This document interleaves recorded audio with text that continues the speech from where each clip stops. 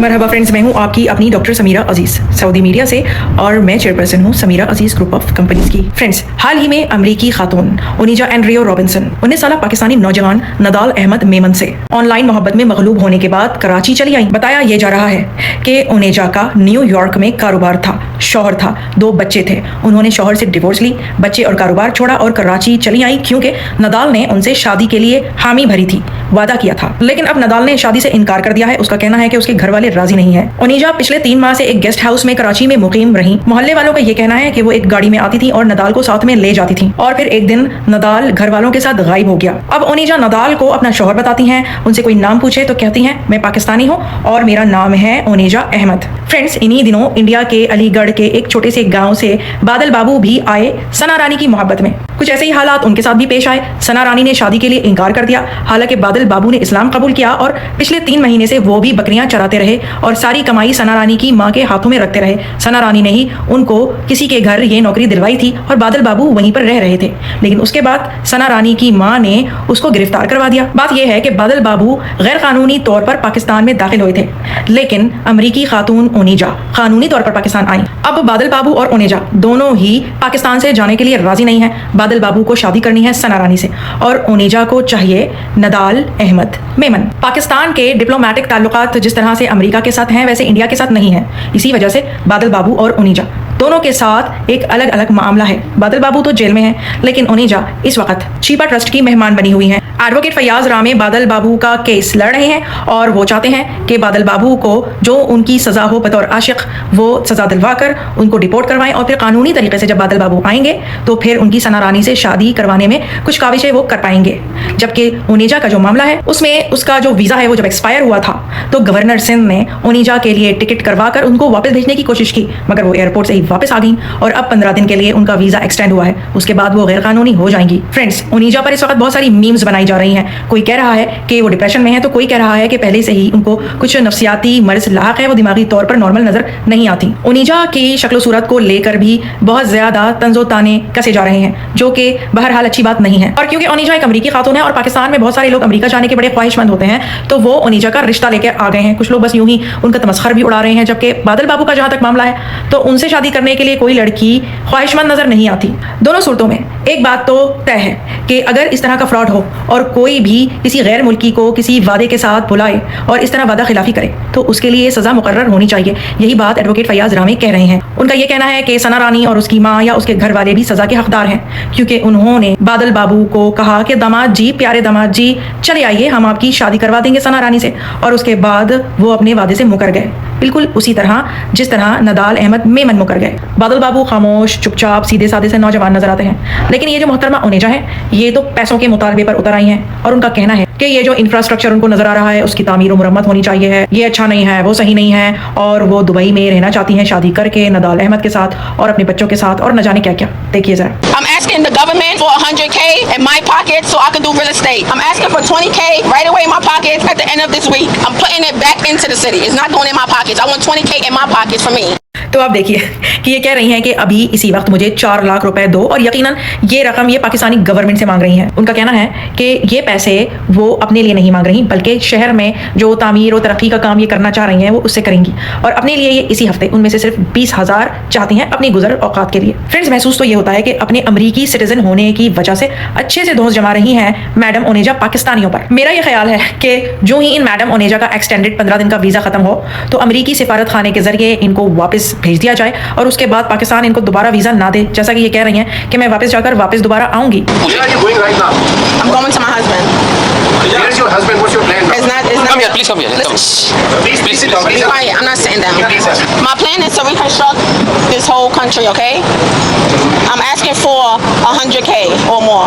I need 20K by this week. Okay, in my pockets, in cash. Okay, that's a demand to the government.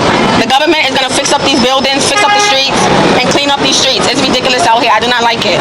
Okay, I would love for you guys to please understand that Pakistan is in need of new buses, new cabs, new cars.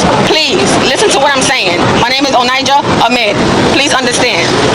जैसा कि नजर आ रहा है कि press conference में ये कितनी बदतमीजी से पेश आई और इनको पाकिस्तान में गंदगी नजर आ रही है। नदाल अहमद मेमन के छोड़ देने की वजह से ये डिप्रेशन में है, लेकिन इन्होंने ये भी स्टेटमेंट दिया है कि इसमें उनके महबूब नदाल का कोई कसूर नहीं, वो मजबूर है। नदाल ने तो कह दिया है कि मेरे घर वाले राजी नहीं है तो मैं क्या करूं। साहब मैं इस मौके पर ये कहना चाहूँगा कि सबसे पहले तो आप तमाम मीडिया का बहुत बहुत शुक्रिया कि आप लोग जो है वो तशरीफ़ लाए। अब कल हुआ सिलसिला ये है कि कल रात में जो है वो कराची का जो टीपू सुल्तान थाना है उन्होंने रब्ता हुआ तो उन्होंने हमें जो है ये हमारी अमेरिकन सिस्टर जो है my dear American sister, I'm from Pakistan. Respect to the law, respect for the law, respect to Allah, and respect to God. Do you hear me? तो ये मतलब कह रही है कि भाई मुझे आप पाकिस्तानी कहें, yes my Pakistani sister, okay sister, it's okay. तो अब जब जो है वो टीपू सुल्तान थाने की मार्फत हमारे पास ये आई तो बात ये थी कि पिछले 2-3 दिन से आप तमाम मीडिया के दोस्त और आप तमाम मीडिया के भाई गवाह हैं कि ये बेचारी जो है वो कराची की सड़कों के ऊपर कभी पार्किंग में, कभी एक सड़क के ऊपर, कभी दूसरी सड़क के ऊपर जो है ये दर बदर मतलब है कि वो बेचारी घूम रही थी, परेशान थी और इस परेशानी को जो है वो कम से कम मुझसे नहीं देखा गया। तो मैंने जो है वो जब मुझे पता चला कि ये कल शारा फैसल पे जो है वो और फिर उसके बाद जो है वो Listen, I hope he's saying the right things, okay? Like I said, Pakistan needs to be reconstructed the right way.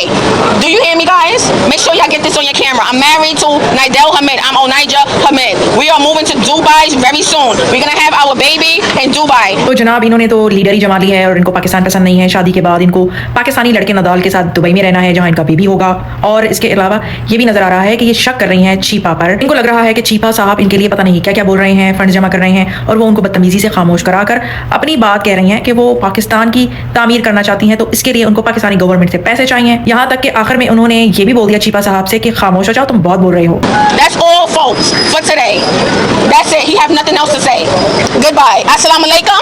वालेकुम अस्सलाम। Thank you. वो जो नौजवान लड़का है जिसकी वजह से जो है ये खातून अमेरिका से जो है यहाँ तशरीफ लाई, अपना घर बार छोड़कर, अपने बच्चे छोड़कर, अपना खानदान छोड़कर। तो भाई आप जो भी नौजवान है मुझे सुन रहे हैं, उनकी फैमिली अगर मुझे सुन रही है, देख रही है, तो मैं उनसे रिक्वेस्ट करता हूँ कि वो फौरी तौर पर जो है वो छिपा हेडक्वार्टर तशरीफ लाएं। आप यहाँ पर आएँ, मैं यहाँ पर आपका इस अमेरिकन खातून से जो भी मामला है इनसे मुलाकात कराऊंगा और इस मामले को सॉल्व कराऊंगा। Listen, he talk too much. That's it. Yes, that's it. Yes, I'm saying. ये भी देखिए, यही मेरी बात की तारीफ है। Listen, you talk too much. Okay. We don't know what you're saying. अच्छा, अब ये सारी चीजें हम जो आप अभी देख रहे हैं, ये हम रात से मतलब है कि एक्सपेयर कर रहे हैं। अच्छा, जाहिर है हम तो इंसानी बुनियादों पर हमारा काम है, खिदमत का काम है, हम इनको देख रहे हैं। अच्छा, हमने इनके लिए कपड़े भी मंगा के दिए, इनको रात से जो ये खाना खाना चाह रही है, फास्ट फूड जो भी जो इंटरनेशनल चेन के जो खाने हैं वो ये कह रही है हम इनको दे रहे हैं। मतलब हम सब इनको जो है प्रोवाइड कर रहे हैं, इनका ख्याल रख रहे हैं। लेकिन चूंकि इनकी ज़हनी कैफियत जो है इस तकलीफ की वजह से, इस परेशानी की वजह से बहुत ज्यादा मतलब डिस्टर्ब है। तो बस हम दुआ करते हैं कि अल्लाह ताला जो है वो बेहतरी वाला मामला फरमाए, इनके लिए दुआएं कि अल्लाह पाक इनके लिए खैर वाला मामला फरमाए।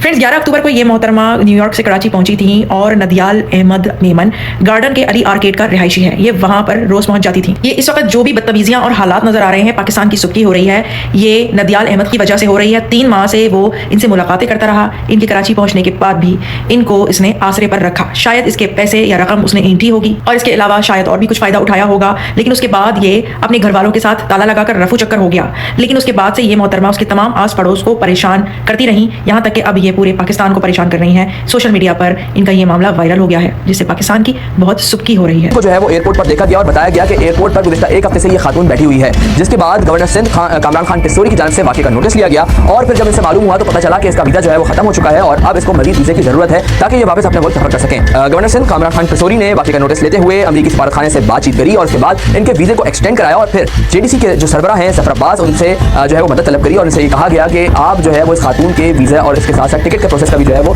तमाम तरह इंतजाम आप देखें। जिसके बाद जफर अब्बास जो कि तमाम तर फलाई कामों में पेश दिखाई देते हैं, उन्होंने अपना कदम आगे बढ़ाया और इस खातून के लिए एक टिकट बुक कराया PJP ट्रेवल्स की जानिब से, जो कि कराची टू अमेरिका था।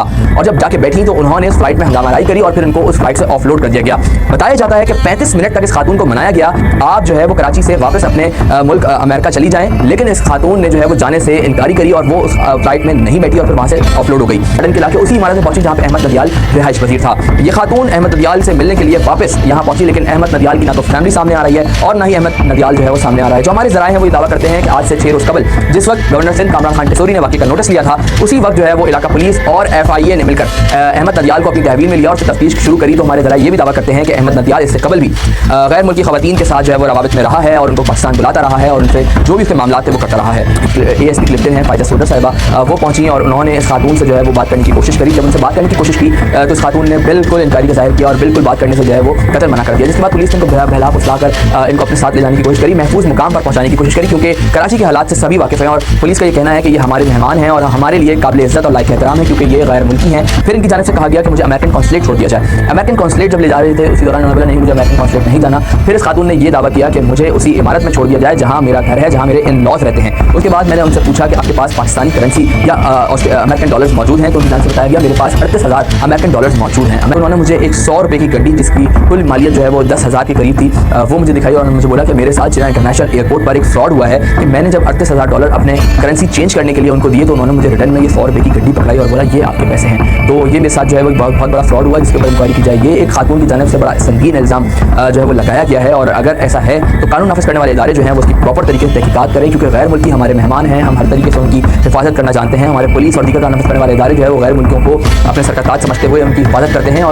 फ्रेंड्स, पाकिस्तानी कानून के मुताबिक अगर कोई शख्स किसी से शादी का वादा करके उसे बुलाए और फिर शादी ना करे तो उस पर कानूनी कार्रवाई का इन्हिसार मखसूस हालात पर होता है। मसलन अगर शादी का वादा महज किसी को फरेब देने और किसी किस्म का माली या दीगर फायदा हासिल करने के लिए किया गया हो तो दफा 420 के तहत कार्रवाई हो सकती है, जिसमें कैद या जुर्माने की सजा दी जा सकती है। और अगर ये साबित हो कि लड़के ने जानबूझकर झूठा वादा किया था और उसका इरादा इब्तिदा से ही शादी ना करने का था तो ये धोखाधड़ी के जमरे में आ सकता है। दफा 417 के तहत सजा 3 साल तक की कैद या जुर्माना ये दोनों हो सकते हैं। अगर खातून को ज़हनी अजियत या माली नुकसान पहुंचा हो तो इस सूरत में वो सिविल मुकदमा हर्जाने का दावा कर सकती है और अदालत के जरिए मुआवजा तलब कर सकती है जो उस लड़के नदाल अहमद मेमन को देना होगा। फ्रेंड्स, ये मामला ज्यादातर कानूनी बारीकियों और शवाहिद पर मुनहसर होगा कि लड़के नदाल अहमद मेमन का असल इरादा था क्या। अमरीकी खातून के पास अगर सबूत हैं तो वो पुलिस में भी शिकायत दर्ज करवा सकती हैं। अगर अमरीकी खातून ने नदाल अहमद मेमन को पैसे या कुछ कीमती अशिया वगैरह भी दे रखी हों और वो सब चीजें वापस ना की गई हों तो दफा 406 के तहत भी मुकदमा दर्ज हो सकता है। अगर अहमद नदाल मेमन ने उन्हें ज़हनी अजियत दी हो और ऑनलाइन चैट, ईमेल्स और वॉइस मैसेजेस में गलत बयानी की हो तो वो FIA साइबर क्राइम विंग में भी शिकायत दर्ज करवा सकती हैं। वो डेफिनेटली अमरीकी सिफारत खाने से भी मदद तलब कर सकती हैं।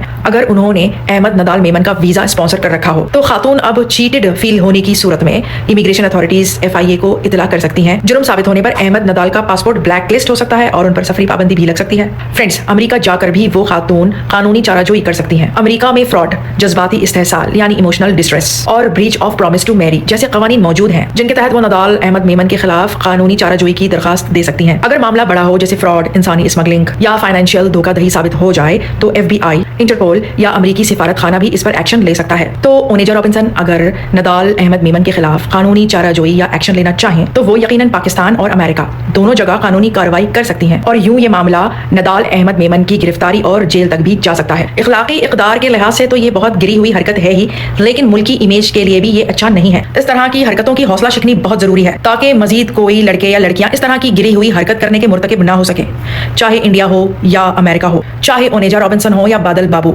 अगर इनके साथ कोई धोखा हुआ है तो उनको इंसाफ मिलना ही चाहिए और इस इंसाफ तक उनकी राह आसान बनाने के लिए उन्हें भरपूर मौके, सपोर्ट और मदद फराहम करना ही चाहिए। और हमने ये देखा है कि अच्छे और बाकिरदार पाकिस्तानी इस तरह की सपोर्ट फराहम कर ही रहे हैं। बादल बाबू हो या ओनेजा रॉबिन्सन, इनकी मदद के लिए लोग आगे बढ़े हैं। जैसे बादल बाबू के लिए एडवोकेट फयाज रामी साहब फेयर ट्रायल करवाने के लिए भरपूर काविशें करते हुए नजर आ रहे हैं या छीपा साहब ओनेजा रॉबिन्सन को इस वक्त पनाह देते हुए नजर आ रहे हैं, जिससे पाकिस्तान की इमेज पर एक पॉजिटिव असर पड़ता है और ये जाहिर होता है कि पांचों उंगलियां बराबर नहीं होती और सब पाकिस्तानी एक जैसे नहीं होते। फ्रेंड्स, तालीमी इदारों, असतज़ा और वालिदैन को चाहिए कि नौजवानों को सोशल मीडिया के मुस्बत और जिम्मेदाराना इस्तेमाल का शऊर दे ताकि आने वाली नस्ल इखलाकी इन्हितात का शिकार ना हो। फ्रेंड्स, मैंने इस वीडियो में आपको मालूमात दी कि इस तरह की गैर इखलाकी हरकत कानूनी पकड़ में आ सकती है ताकि इस तरह के कामों से इज्तनाब किया जा सके। तो फ्रेंड्स, आप इस बारे में क्या सोचते हैं? अपने कमेंट्स में जरूर लिखिएगा, हमें आगाह कीजिएगा। साथ ही बेल आइकन दबा दीजिएगा और वीडियो को लाइक और शेयर भी जरूर कीजिएगा। फ्रेंड्स, मैं समीरा अजीज ऑफिशियल के नाम से सोशल मीडिया के पेशतर प्लेटफॉर्म्स पर मौजूद हूँ। आप मुझे हर जगह फॉलो कीजिए। मैं इसी तरह की अच्छी वीडियोस आपके लिए मेहनत से बनाती रहूंगी। मैं फिर आऊंगी, फिर मिलूंगी किसी और अच्छी नई इन्फॉर्मेटिव सी वीडियो के साथ। टिल देन, मास्सलामा, बाय बाय।